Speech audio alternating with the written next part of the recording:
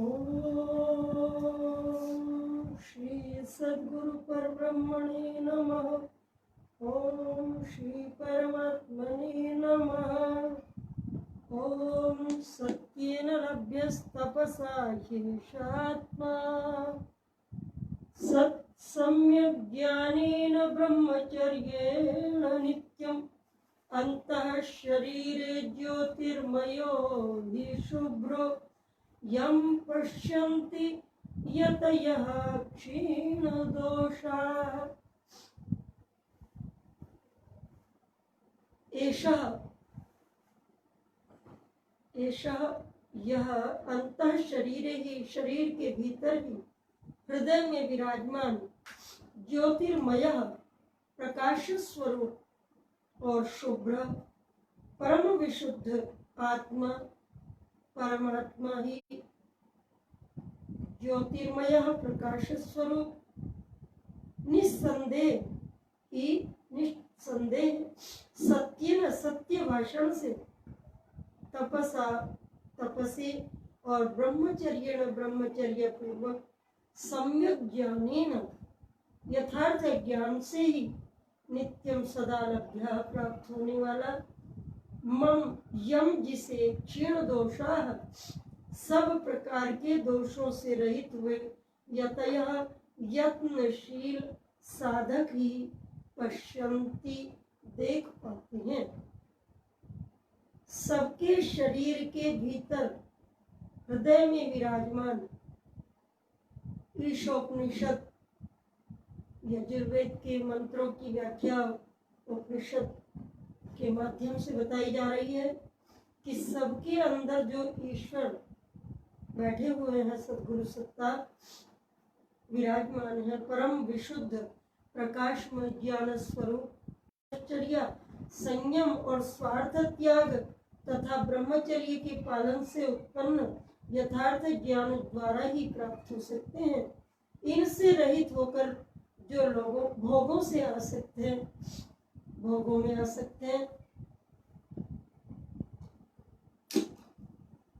ज्ञान द्वारा ही प्राप्त हो सकते हैं।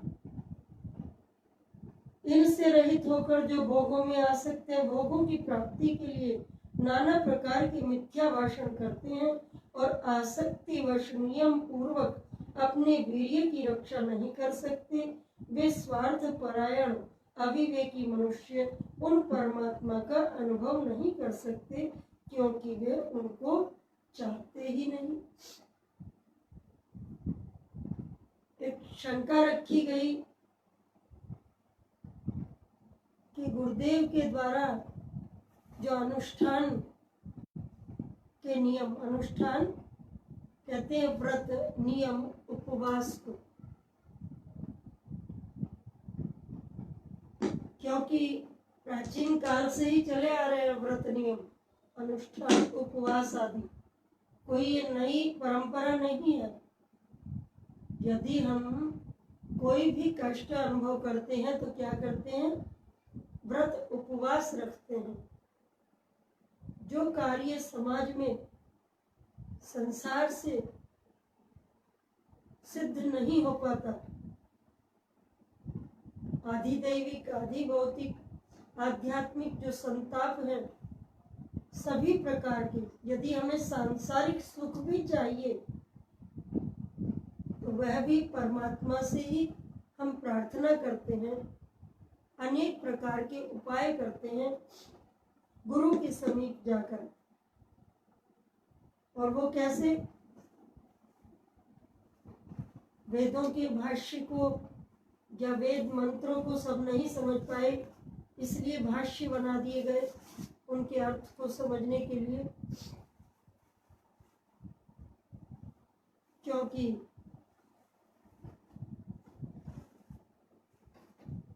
वेद भाष्य उन्हीं को समझ में आएगा। वेद मंत्र जिनकी अंतःकरण की शुद्धि हुई हो, तपः पूत हो, जो तपस्या में अपने आप को, साधना में अपने को तपा लेते हैं, उन्हीं को परमात्मा का प्रकाश होता है।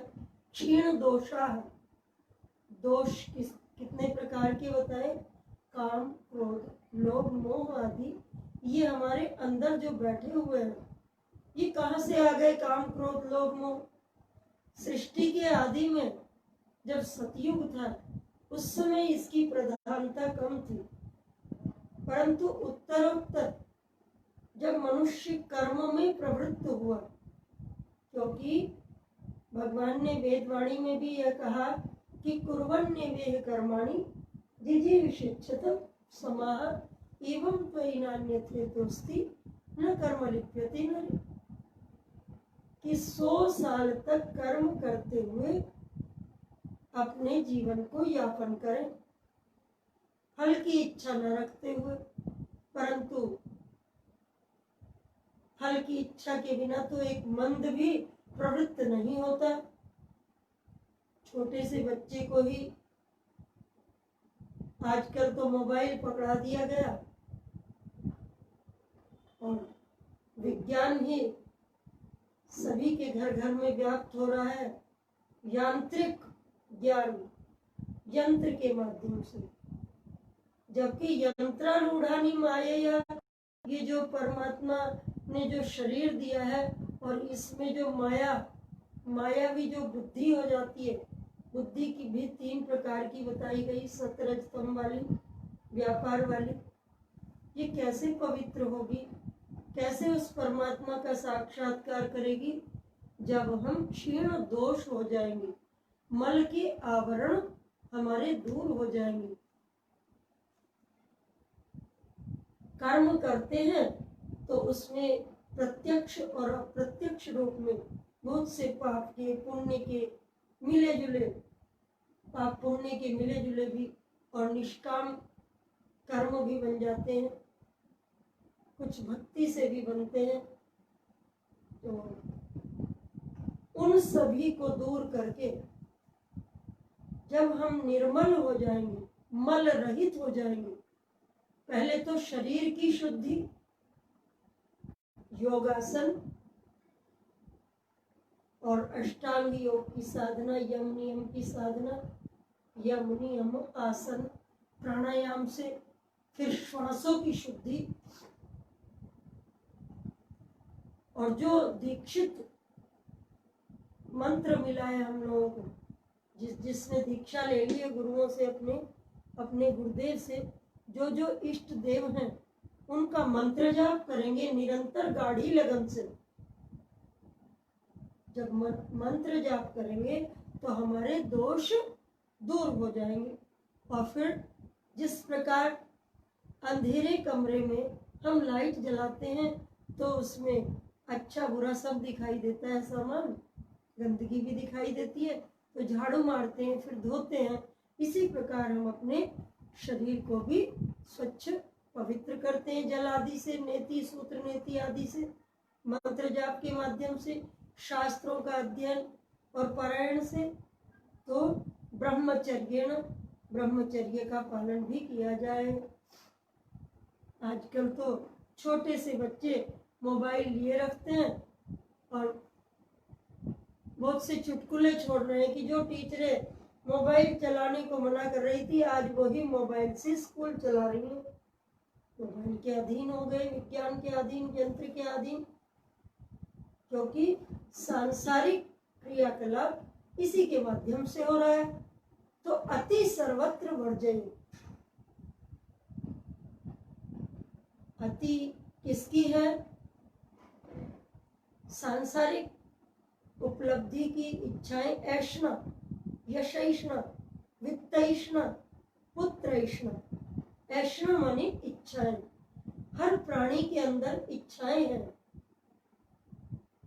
किसी की इच्छा है कि मेरा मान सम्मान हो, मैं गुरु पद में सुशोभित हूं, या महान बनूं, धनवान बनूं, बलवान बनूं, ये इच्छाएं हैं।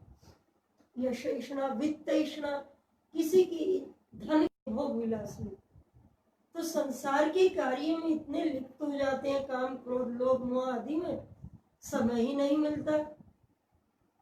दैनिक चर्या में आज सरकार द्वारा जो संसार चलाई जा रही है नेताओं के माध्यम से, प्रधानमंत्री जी और शिक्षा मंत्री, वित्त मंत्री, इन सब के द्वारा जो नियम लागू किए गए हैं उनका सभी पालन कर रहे हैं और भयभीत भी हैं।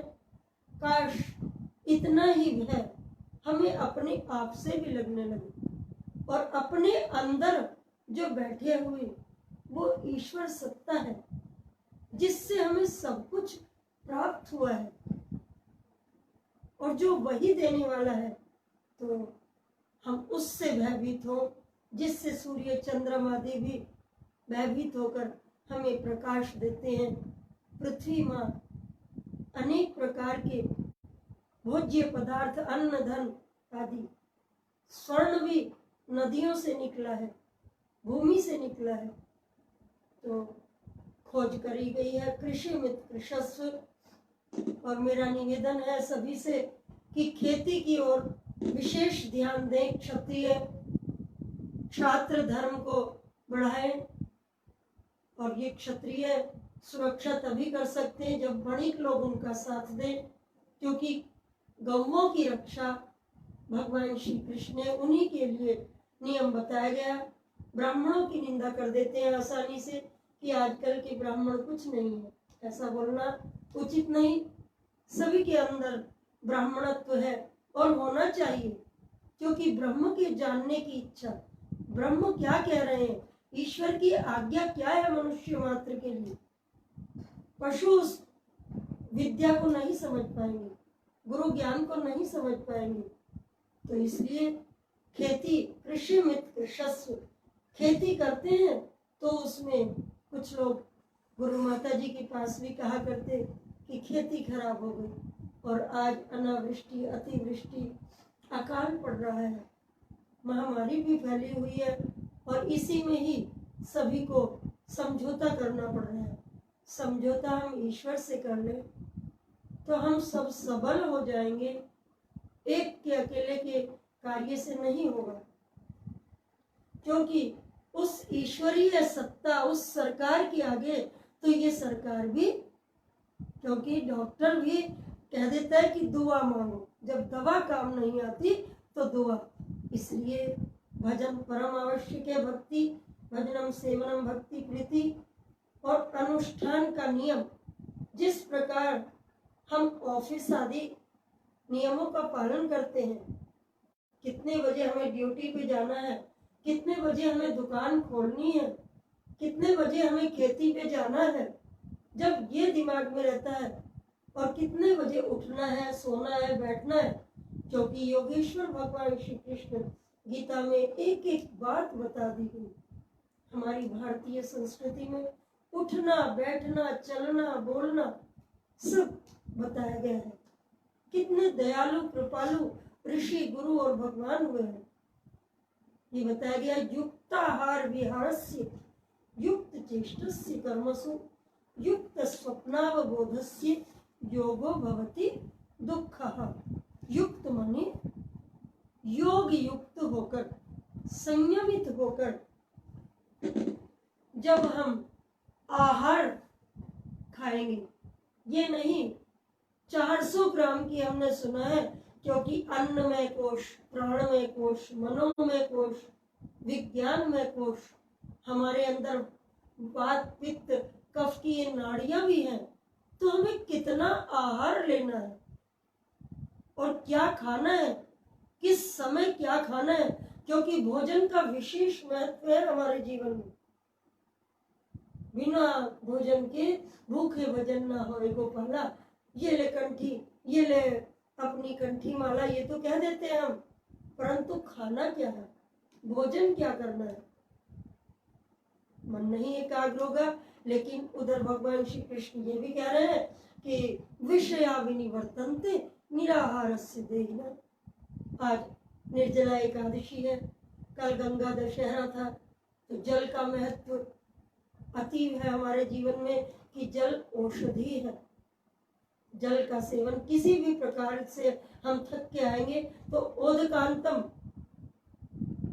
प्रियम पांथम अनुव्रजम, जब कोई आते हैं तो उनका सम्मान हम करते, पाद्यम अर्घ्यम समर्पयामि।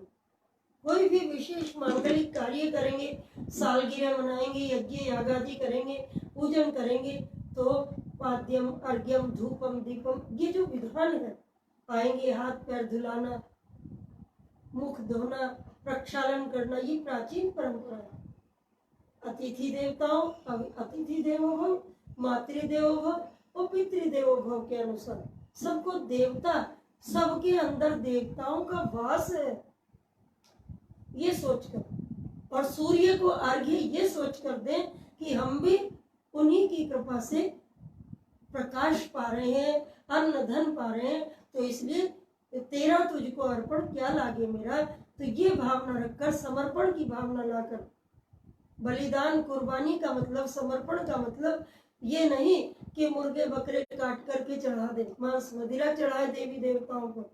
अरे वो उस समय महिषासुर मर्दिनी भोले कब भाले बनते हैं, केवल मात्र सृष्टि का संहार विधान किया गया, सृष्टि का नियम है, और हम ही उसके नियमों को अपने हाथ में ले लेंगे तो इससे प्रकृति कुपित हो जाएगी,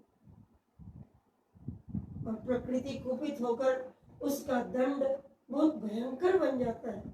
तो निर्जीव जंतु, जीव जंतु पशुओं पर हम हत्या न करें, महापाप बन जाता है। तो जीव तो भोजन में भी होता है, कुछ लोग कहते हैं, परंतु उसके लिए कहा कि बोल देते हैं अहिंसा परमो धर्म, हिंसा धर्मो तथैव, और वैदिकी हिंसा हिंसा न भवति, औषधि त्रायस्वैनम निरुक्त में यास्काचार्य जी कह रहे हैं, फल फूल इत्यादि लकड़ियां जब झड़ जाती हैं तभी भगवान श्री कृष्ण भी औषधि यज्ञ यागादि के लिए लकड़ियों को, समिधाओं को लेकर के आया करते यज्ञ के लिए। इसी प्रकार जो फल झड़ जाए उन्हीं का सेवन भोग लगा करके परमात्मा की समर्पित करके फिर उसको खाना चाहिए। और हवन में भी तृणाग्नि भ्रष्टार्ध पक्व शमिधान्यम हो रखा है। ये जो होली का विशेष हमारे यहाँ पर्व बना दिए गए, तृणातीति पर्व, जो हमें रोम रोम से प्रसन्नता देने वाले पर्व बनाए, और ऋतु फल बनाए अलग अलग।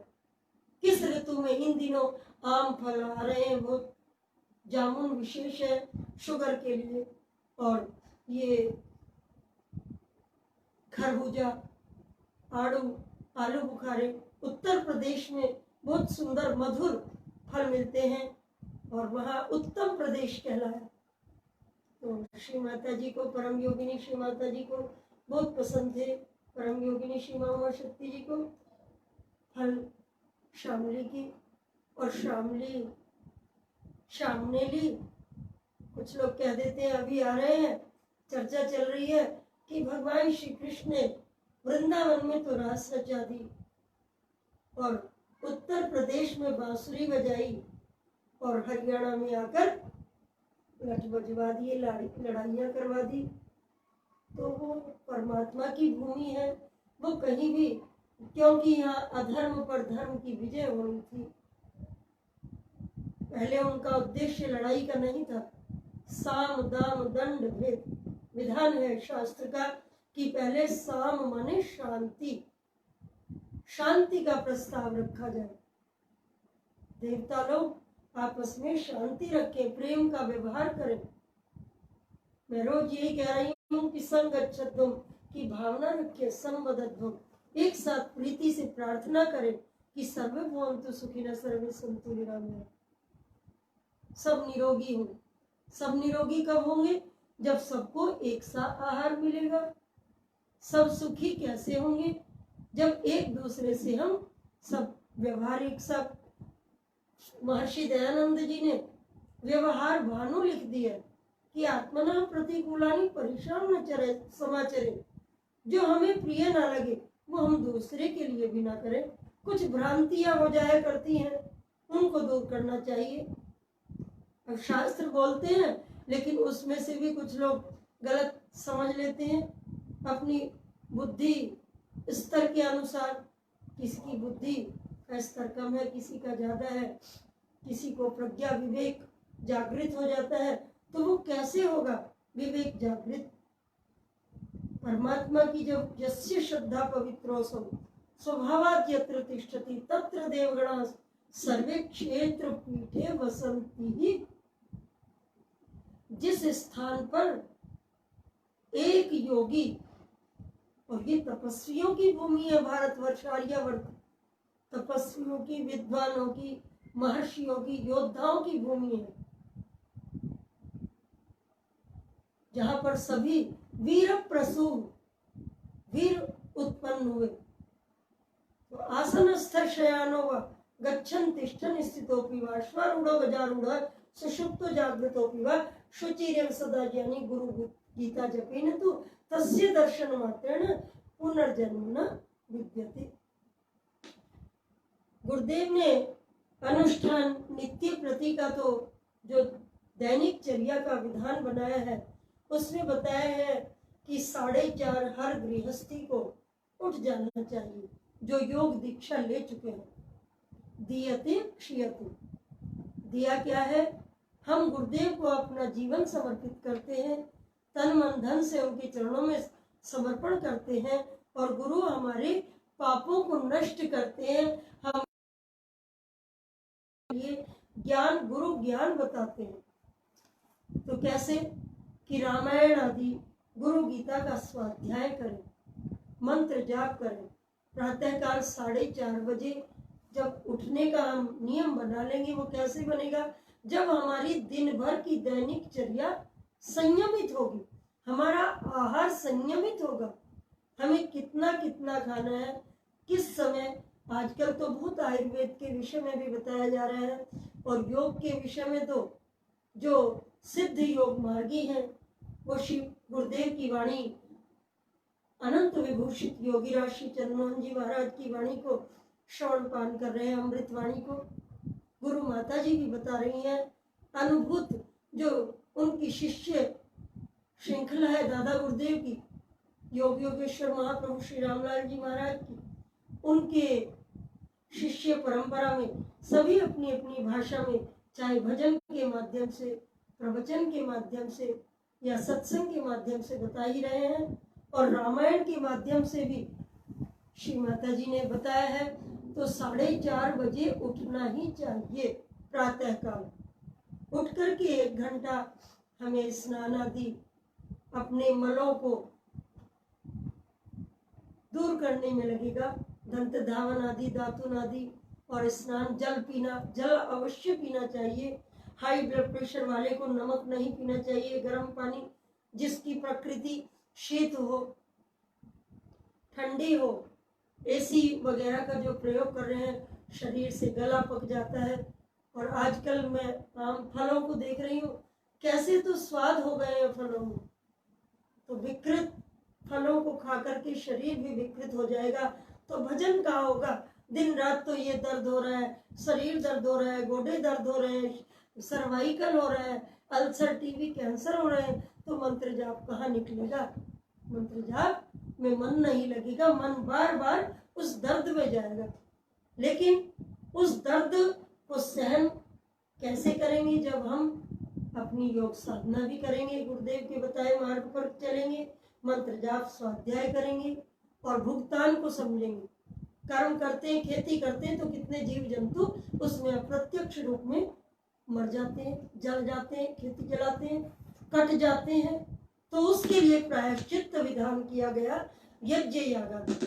यज्ञ मैं बता रही हूँ कितने प्रकार का है कि जिसके पास धन धान्य जो भी हो, प्राचीन काल में सोने की ईंटें बिछाया करती थी, क्योंकि हिरण्य गर्भ कहा गया इस परमात्मा को, जिसके गर्भ में सोना है।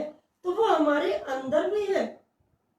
तेजोसी तेजोमयी देहि, वीर्यमसि वीर्यमयी देहि, बलमसि बलमयी देहि, ओजोसी ओजोमयी देहि। प्राचीन काल में तेजस्वी भव, ओजस्वी भव, बलवान भव, ये क्यों आशीर्वाद मिल जाता था स्वतः ही? क्योंकि फल फूल भोजन आहार विहार हमारा संयमित होता था। और आजकल आशीर्वाद लेना भी नहीं आ रहा, हाय डैड हेलो हाय हो रहा है। और गुरु माता जी ने तो इस पर भजन भी बना दिया, हेलो हाय हेलो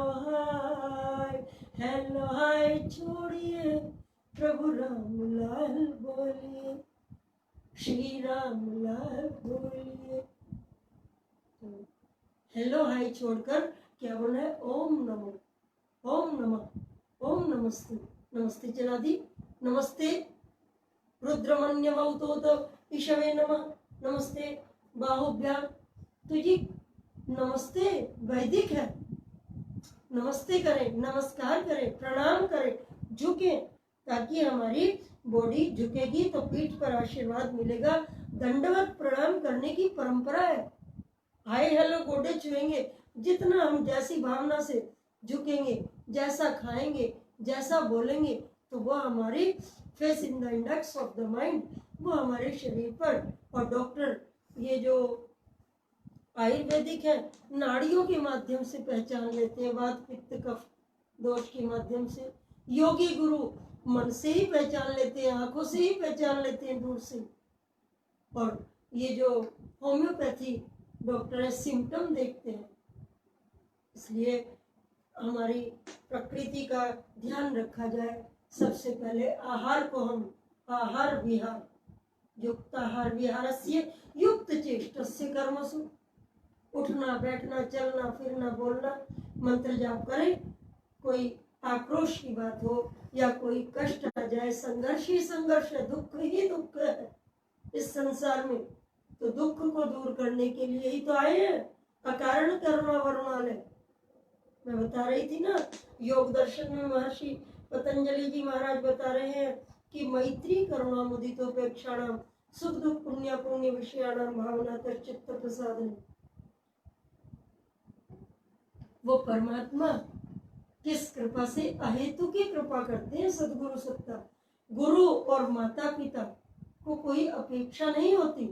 अपेक्षा ये होती है कि मेरा पुत्र, मेरा शिष्य, मेरी पुत्री, मेरी शिष्य मेरे से योग्य महान बने। हम परस्पर में सोचने लगते हैं कि वो हमसे ज्यादा धनवान ना हो जाए, वो हमसे विद्वान ना हो जाए, प्रतिस्पर्धा की जाए, द्वेष न किया जाए हर चीज में। तो संतुलन बताया गया है। युक्त चेष्टस्य कर्मसु युक्त स्वप्नावबोधस्य, समय पर निद्रा ली जाए। निद्रा भी कैसी होनी चाहिए? थकान कार्य करके आ रहे हैं और नियम यदि हमारा हो गया है।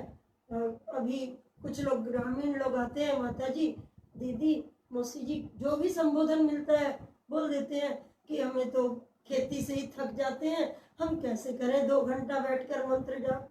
ठीक है, अभी गुरु गीता में आसनस्थ शयानो अश्वारूढ़ो गतोपि, गुरु माता जी ने, राजनारायण जी ने जब दीक्षा ली तो गुरु माता जी से पूछने लगे, बहन जी हमने गुरु मंत्र तो ले लिया, लेकिन इस मंत्र का बैठ करके हमें जाप करने को समय नहीं मिलता। तो गुरु माता जी ने बताया, गाड़ी में बैठते हैं, मंत्र जाप करते रहें, चिंतन करें। तो जब भी कार्य करें मंत्र जाप करते हुए कर्म करते रहें, और समय भी अपने आप को परमात्मा दयालु हमें नियमों में बना देगा। वो कृपा कर देंगे हमारे ऊपर कि हम नियमित हो जाएंगे। सांसारिक कार्यों के स्कूल में जाना है, पैसे लाने हैं, इसलिए नौकरी करनी है।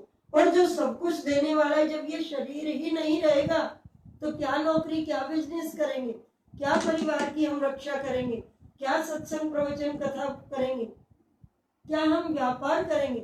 इसलिए शरीर माध्यम खलु धर्म साधनम, शरीर को स्वस्थ रखेंगे योग साधन के द्वारा, औषधि के माध्यम से, और मंत्र औषधि, मंत्र औषधि, जन्म औषधि, मंत्र तपा समाधि या सिद्धियां तभी प्राप्त होती है। तो 4:30 बजे यदि कोई नियमों का पालन नहीं कर पाते तो गुरु माता जी ने बहुत सरल उपाय बना दिए थे कि प्रातःकाल, अरे 5 मिनट ही बैठ के मेरुदंड को सीधा करके मंत्र जाप करते हुए सीधे लेट जाओ और संकल्प करके लेटो कि हे गुरुदेव, मैं प्रातःकाल इतने बजे उठ जाऊं, ठीक उतने ही बजे आँख खुलेगी। हम तो आजमा लेते हैं, कई बार शरीर की विकलता के कारण नहीं उठ पाते, नहीं नियमों का पालन हो पाता, तो क्षमा प्रार्थना करके फिर उसका प्रायश्चित करें, क्योंकि भोजन तो हम करेंगे ही। आज एकादशी को व्रत तो रह लेंगे, लेकिन अनेक प्रकार के भोज्य पदार्थ बना दिए, पकौड़ी आदि, हलवा, आलू का गरिष्ठ पदार्थ खा लेते हैं और फिर हाय हाय दर्द हो रहा है, ये हो रहा है। तो संयमित, गुरुदेव कहा करते वायु प्रधान चीजों का हम ज्यादा उपयोग ना करें, क्योंकि शरीर वायु से दर्द बनेगा और जब हमारी पित्त कुपित हो जाएगा, किसी भी ज्यादा भूखे रहेंगे तो पित्त भी बनेगा और वायु भी बनेगी। इसलिए समय से भोजन करना ही होगा। वात, पित्त, कफ, कफ का प्रधानता होती है किसी की, सबके अलग अलग शरीर है, किसी में किसी चीज की वात की प्रधानता, किसी में कफ की, किसी में पित्त की।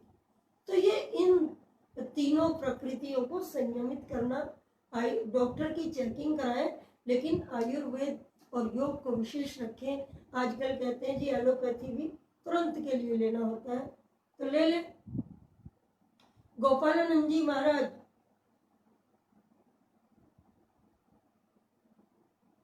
की माता जी एक बार बीमार हो गई थी, बहुत पेट में दर्द उठा, उनको मछली का तेल बता दिया गया, तो उन्होंने लिया नहीं उस समय तो, लेकिन फिर उसी की याद में तड़पती हुई मर गई। गोपालानंद जी ध्यान में बैठे थे, शिव प्रभु जी के पास दीक्षा ले ली थी, उनसे पूछा कि तुम्हारी मेरी माता जी कहाँ होंगी आजकल प्रभु जी? तो प्रभु जी ने कहा अन्यायी, ध्यान में बैठ के देख लो। तो ध्यान में बैठे उनको दिखाई दिया कि उनकी माता जी मछुआरे के यहाँ है। फिर सारा पूछा गया तो वो वृत्तांत सामने आ गया, इतिहास कि मछली के तेल पीना था और नहीं लिया, तो इसलिए मछुआरे के यहाँ। तो अंतमता सुगता के अनुसार हमारी गति हो जाती है। इसलिए अपनी गति को सुधारने के लिए भी, जन्म मरण को सुधारने के लिए भी हमें अपने नियमों का पालन और अनुष्ठान यही है कि एक हफ्ते का कर लें, पहले 3 दिन का करें। 3 दिन की ये रामायण है, गुरु माता जी ने बना दी, या छोटे पाठ बनाए हैं। प्रभु श्री रामलाल सदगुरु सुखराशि प्रगटे मन मंदिर के वासी, दर्शन करत कटे यम फासी, परम दयालु प्रभु देव अविनाशी, योग सूर्य वन करे प्रकाशन, पूर्ण करे भक्तों की आशा। तो ये पाठ से ही कृपाएं हो जा रही हैं। MP, UP, बंगाल, बिहार जिन जिन के पास दिए, तो मंत्र वो किस लिए उपलब्धि करते हैं? कि सांसारिक कार्य के लिए। और जब हम कहेंगे प्रभु जी हमारा ध्यान लग जाए, हमारा मन एकाग्र हो जाए, हम आपके दर्शन कर ले, तो वह भी प्राप्त हो जाएगा। तो पहले 3 दिन का करें, फिर 5 दिन का कर सकते हैं, फिर 7 दिन का करें, फिर 11 दिन का कर लें अनुष्ठान। प्रातः काल 4:30 बजे उठना, जल पीना, स्नान आदि करके आरती करें, आरती करके फिर आसन करके मंत्र जाप बताया है गुरुदेव ने, वो दीक्षित मंत्र जाप करें।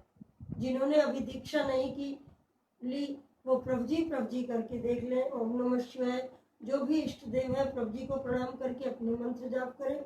मेरुदंड को सीधा रखें, बिस्तर छोड़ दें। ब्रह्मचारी के लिए विधान है कि शय्यो थाय धावती, शैया को तुरंत त्याग देते थे पुराने ब्रह्मचारी। आजकल क्योंकि ये मोबाइल युग है, रात भर चलाते हैं, दिन में भी चलाते हैं, बिजनेस व्यापार चल रहा है, तो इसमें सामंजस्य कैसे बैठा सकते हैं कि आधुनिक इसको भी लेके चलें यंत्रों को, और अपने परमात्मा के दी हुई इस मशीन को भी चलाएं। तो ये नियम भी, अनुष्ठान के नियम भी हम पालन कर सके। और फिर उसके बाद ध्यान, मंत्र जाप और थोड़ा रामायण पढ़े, गुरु गीता पढ़े, हिंदी पढ़े, जिसको ना आती हो संस्कृत पढ़नी वह सीख ले, मंत्र जाप करे, भजन गाए। भजन से भी, क्योंकि भजन गाने से भी दोष दूर होते हैं। समाधि की 4 स्थितियां बताई हैं, अश्रु, स्वेद, कंपन, रोना रोने लगते हैं जोर जोर से प्रभु की भक्ति में, आंसू टपकने लगते हैं विह्वल होके, और श्वेत पसीना आने लगता है घर्षण से। जिस प्रकार हम प्राणों का प्राणापान गति विद्वा प्राणायाम प्राणायाम, जब हमारी भस्त्रिका चलेगी कुंभक रेचक तो घर्षण होगा, तो श्वेत पसीना भी आएगा और कंपन रोमांच उठ जाएगा। उस कई प्रकार की बताइए साधना। तो अनुष्ठान सरलता से सहजता से करने के लिए तो गुरु गीता में और गुरुदेव की वाणी में और स्वयं भगवान श्री कृष्ण भी कह रहे हैं कि तस्मात् सर्वेषु कालेषु माम अनुस्मर युध्यच। सर्वेषु कालेषु माने 24 घंटे होते हैं, वार बना दिए गए, तिथि बना दी गई और पर्व विशेष बना दिए गए। हम अपने अवकाश को देखकर, अपने समय को देखकर अपने नियमों का पालन करें और अनुष्ठान का नियम धारण कर लें कि इतने दिन में मौन रहना है, मंत्र जाप करना है, कम से कम बोलना है, क्योंकि मौन से भी शक्ति बढ़ती है। मौनम चैवास्मि गुह्यानाम, मौनियों में मैं मौन रूप से रहता हूँ तो शक्ति बढ़ेगी। और अनुष्ठान काल जो श्रावण के दिनों में होता है, वह गुरुदेव ने सभी गृहस्थियों के लिए श्री सिद्ध गुफा सवाई धाम में जाकर के यज्ञ यागादि मंत्रोच्चारण भी मैंने भी सुना है। छोटी अवस्था में गुरु माता जी को, गुरुदेव को देखा करती कि श्री माता जी ओम नमः शिवाय का जाप करवाया करती और ऊपर से गुरुदेव उतरा करते, सारा दिन लिखते, लेखन भी करते थे कुछ लोग।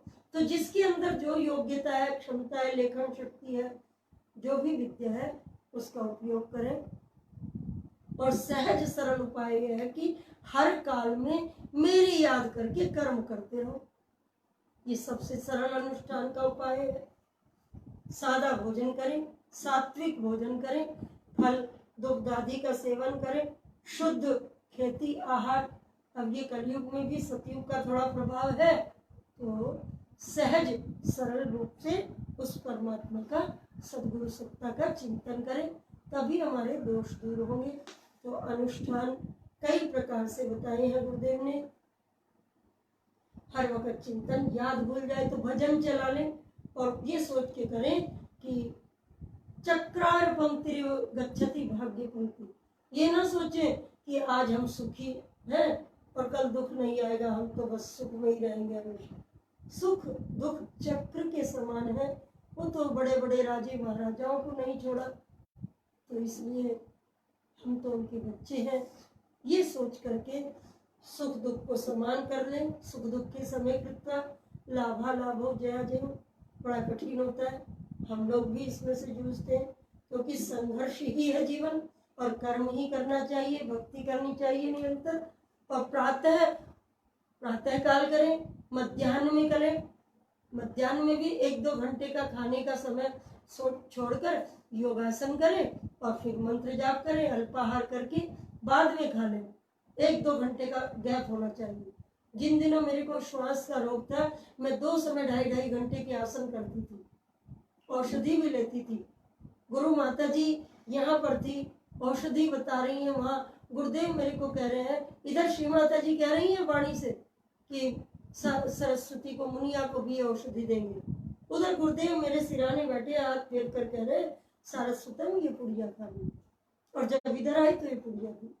तो ऐसे सदगुरु सत्ता ध्यान रखती है, वो बड़ी दयालु है, बच्चे की तरह, माँ की तरह। हम बच्चे हैं, हम अपने आप को बच्चा सोच के रहेंगे।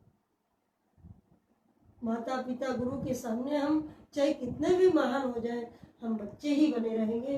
तो इसलिए सायंकाल भी 4:30 से 6:30 तक कर सकते हैं, 6 तक, 5 से 6 तक कर सकते हैं, और मध्याह्न में और प्रातः काल।